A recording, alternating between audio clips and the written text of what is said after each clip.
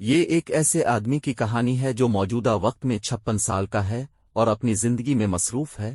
اسے شیطانی اور منفی توانائی کی دنیا کو تلاش کرنے میں بہت دلچسپی تھی۔ یہ 1985 کی بات ہے اور وہ آدمی اس وقت 20 سال کا تھا اور اس نے حال ہی میں ایک عورت کے بارے میں سنا تھا جو ایک جھونپڑی میں اکیلی رہ رہی تھی۔ یہ افواہیں تھیں کہ عورت کی موت 1960 میں ہی ہوئی اور اسے دفنایا گیا، لیکن وہ 1 سال بعد قبرستان سے آئی اور اس تاریخ سے اب تک اسی گھر میں رہنے لگی۔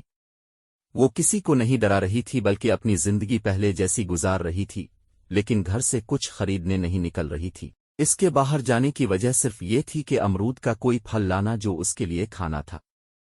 اب اس آدمی کو اس عورت کی اسٹوری میں دلچسپی تھی اور اس نے اس پر تحقیق کرنے میں کچھ اور وقت گزارا اور اسے اس عورت کے آبائی گھر کے بارے میں ایک اضافی معلومات ملی۔ اس لڑکے نے رات کو چپکے سے اس عورت کو دیکھنے کا ارادہ کیا تھا اور رات 9 بجے اس کے گھر جانے والی سڑک پر چل پڑا۔ 10 تک وہ اس عورت کے مقام پر پہنچ چکا تھا اور اس نے کھڑکی میں دیکھنے کی ہمت کی تھی اور دیکھا کہ عورت امرود کو پانی میں ابال کر کھانے لگی۔ 5 منٹ بعد اس کی تصویر کھینچی اور واپس چلا گیا، اور وہ جانتا تھا کہ وہ عورت ہر سال اس کے قبرستان میں اس دن جاتی ہے جس دن اس کی موت ہوتی ہے۔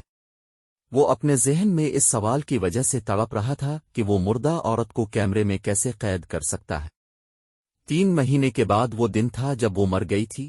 ایک دن آدھی رات کو 12 بجے اس نے دیکھا کہ وہ عورت اپنے گھر سے ایک تھیلے کے ساتھ نکل رہی ہے۔ وہ تھیلا کسی چیز سے بھرا ہوا تھا۔ وہ قبرستان کے قریب گئی اور نیچے گری اور قبرستان کے سامنے رونے لگی اور وہ کہہ رہی تھی، بہنا او میری بہنا۔ وہ چونک گیا اور فوراً اپنے گھر چلا گیا۔ اگلے دن وہ اس عورت کے آبائی گھر گیا اور عورت کے بارے میں دریافت کیا تو معلوم ہوا کہ وہ 2 جڑواں بہنیں تھیں اور جو جھونپڑی میں رہ رہی ہے وہ بہن کی موت کی خبر کا سن کر پاگل ہو گئی ہے۔ اس لڑکے نے یہ خبر سارے گاؤں میں پھیلا دی تھی اور لوگوں کو اس کی مدد کرنے پر مجبور کر دیا تھا۔ اس بات کو 30 سال گزر چکے ہیں، اسے ابھی بھی خوفناک چیزوں میں پہلے جتنی ہی دلچسپی ہے اتنے سالوں کے بعد بھی۔ یہ ایک ایسے آدمی کی کہانی ہے جو موجودہ وقت میں